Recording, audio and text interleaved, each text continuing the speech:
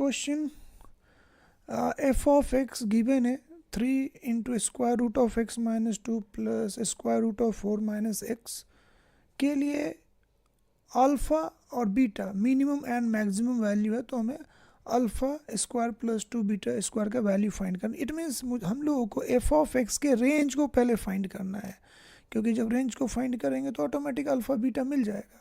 तो जब भी रेंज फाइंड करना होता है तो सबसे पहले हम लोग क्या डोमेन फाइंड करेंगे।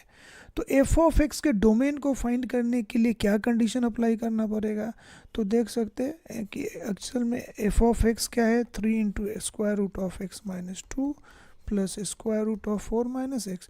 तो एफ ऑफ एक्स को डिफाइन होने के लिए दोनों टर्म डिफाइन होना चाहिए, राइट। तो फर्स्ट टर्म डिफाइंड कब होगा, जब x माइनस 2 पॉजिटिव या 0 के इक्वल होगा, पहला condition. Second condition, second term भी डिफाइन होना चाहिए, तो सेकेंड कंडीशन क्या होगा 4 minus x should be greater than equal 0, second condition. Okay, तो फर्स्ट वाले से क्या पता चल रहा है x greater than equals to a, and second से क्या पता चल रहा है x लेस देन इक्वल्स 4। तो a एंड b दोनों का इंटरसेक्शन लेंगे तो हमें x का इंटरवल क्या मिल रहा है, x इज बिटवीन 2 एंड 4। तो फाइनली हमें डोमेन मिल गया, ठीक है। डोमेन एफ ऑफ एक्स का डोमेन क्या है, तो ये है 2 to 4, दिस इज डोमेन, ठीक है। डोमेन क्या है, एक फाइनाइट इंटरवल है। तो जब भी डोमेन फाइनाइट इंटरवल होता है तो हमें रेंज अगर फाइंड करना है तो इंक्रीजिंग डिक्रीजिंग का कॉन्सेप्ट यूज़ करते हैं। इंक्रीजिंग डिक्रीजिंग मीन्स कि फंक्शन एक्स के किस इंटरवल में इंक्रीज होता जा रहा और किस इंटरवल में डिक्रीज होता जा रहा, और इंक्रीजिंग डिक्रीजिंग नेचर समझने के लिए हमें क्या फंक्शन को डिफ्रेंशिएट करना पड़ता है, ठीक है।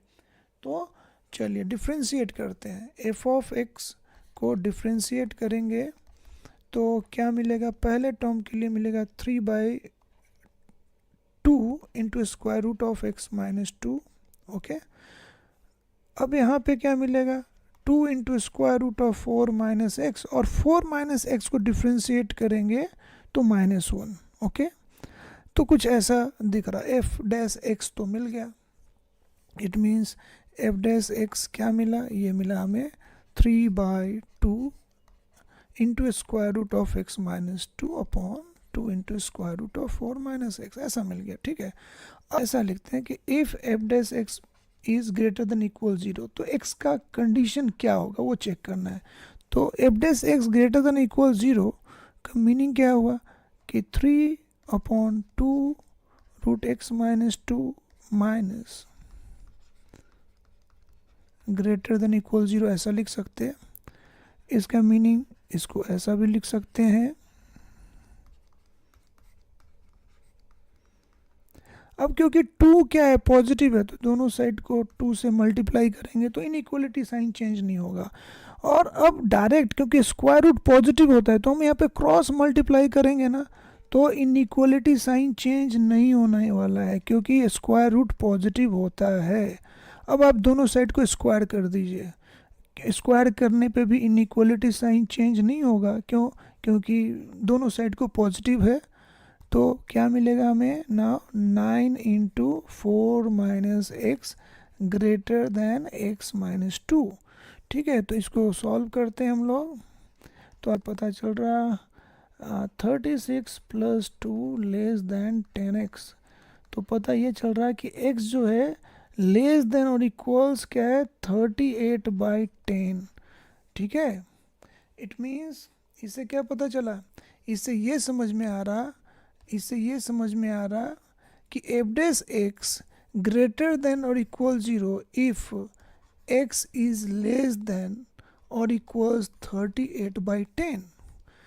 इससे ये समझ में आ रहा कि f of x is increasing,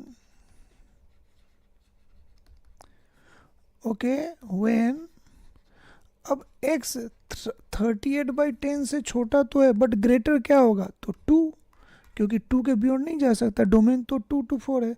okay, automatic ये डिक्रीजिंग होगा and F of x is decreasing when x greater then 38/10 to 4। तो अब अगर हम नंबर लाइन से विजुलाइज करें तो यहाँ पे 2 है, दिस इज़ 2, 38/10 और इधर 4 है।